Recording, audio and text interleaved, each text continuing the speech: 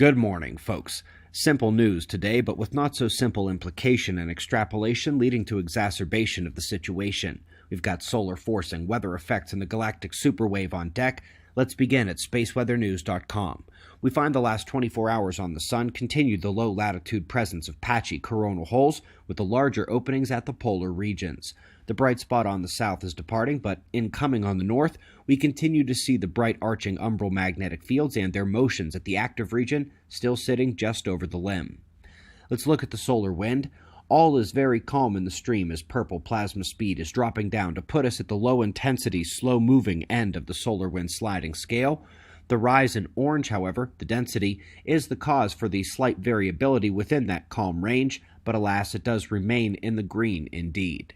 Let's go to this. No, it's not over yet. Yes, I know the global warming and lack of snow articles about the eastern half of the country are drowning this out, but the frozen white assault from the sky continues out west, and that's not going to change today, or over the next 3 days, or over the next 5 days, or even the next 2 weeks. The snow isn't done yet, but sooner or later it will be, and when that happens, this will be a more common sight in the center of the country. We've seen solar activity tied to the price of wheat, oranges, corn, pork belly, you name it, but I'm not sure we've seen soy before.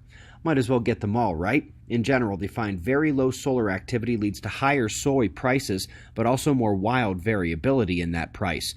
During high sunspot periods, the soy price is both lower and less variable. Here's one that's way more than it seems at first. A cardiovascular risk associated with cold fronts? You betcha. And it's not just the cold aspect of them either, which does of course matter. But I want to show you what else comes with the front. So let's go to the North Pacific temperatures, and I want you to notice the yellow marks fading up to the north and how in between them the green dips further south and the yellow color bows southward as well. These are the temperature zones based on the fronts, and as we turn on the wind, we see why the cold areas are colder and why the hot areas are hotter. It's the wind and where it's pulling the air from. But what decides whether hot equatorial air or cooler polar air comes in? The pressure cells. Red is high pressure and purple is low. It's the western side of the low and the eastern side of the high working together to drive the cold fronts.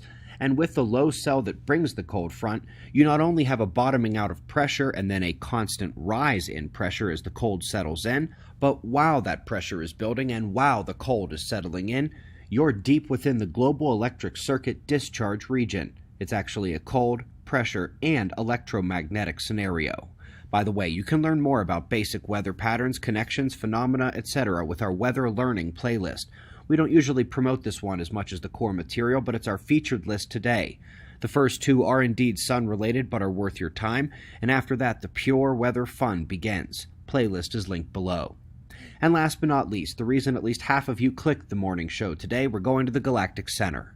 It was just a few months ago when the infrared surge at the Galactic Center had everyone who had ever heard of the galactic superwave completely on edge for more. It turns out that the X-ray component at the highest luminosity is increasing too. While the overall X-ray output has not changed all that much, we've seen the highest of the high-energy X-ray flares from the galaxy increasing in power since 2014.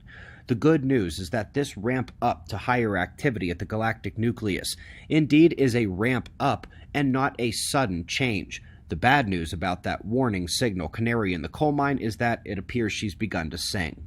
Just a reminder, while we focus more on the galactic fields and current sheet, we do remain diligently checking Sagittarius A data for the superwave aspect as well. Folks, we greatly appreciate your support. If this superwave thing, the galactic fields, or what they mean for the sun and earth is new to you, you might want to skip that weather playlist today and go right to the cosmic disaster playlist instead. We have to learn where our feet and hands are before we pull ourselves up to take a step. We've got your wind map forecasts and shots of our star to close, and of course, we'll do this all again tomorrow, right here, but right now it's 4:20 a.m. in the new Valley of the Sun. Eyes open, no fear.